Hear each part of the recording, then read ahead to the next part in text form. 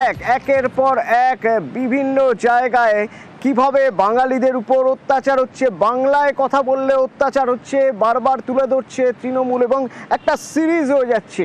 মানে পর পর পর পর দেখা যাচ্ছে অত্যাচার কিন্তু কমছে না। যদি আমি হরিয়ানার ছবি আপনাদের দেখাতে চাই, হরিয়ানায় আমাদের দক্ষিণ দিনাজপুরের হরিরামপুরের কুশমন্ডি আর গঙ্গারামপুর থেকে গিয়েছিলেন শ্রমিকরা। 10 জন শ্রমিক তারা সেখানে আটকে রয়েছেন। শেষ কবে তাদের সঙ্গে যোগাযোগ হয়েছে, তারা কি বাড়ির লোককে কি বলেছেন জানবো। আমার সঙ্গে অনুপ রয়েছে সরাসরি। অনুপ,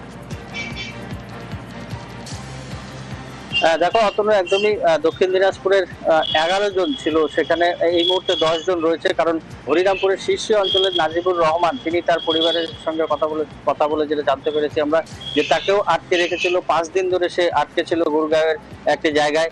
সেখানে তার নথিপত্র জমা দেওয়ার পরেও সে আটকে রয়েছিল। তারপরে তাকে গত রাত্রে তাকে ছেড়ে দেওয়া হয়, কিন্তু এখনো পর্যন্ত বাকি যে 10 জন তারা কিন্তু সেখানে আটকে রয়েছে এবং তাদের যে কাগজপত্র, সেই নথিপত্র কিন্তু তাদের জমা দেওয়া হয়েছে। এর পাশাপাশি রাজ্য থেকে জেলা প্রশাসনের কাছেও কিন্তু এই 11 জনের তথ্য চেয়ে পাঠানো হয়েছে বলে জেলা প্রশাসন সূত্রে আমরা জানতে পারছি।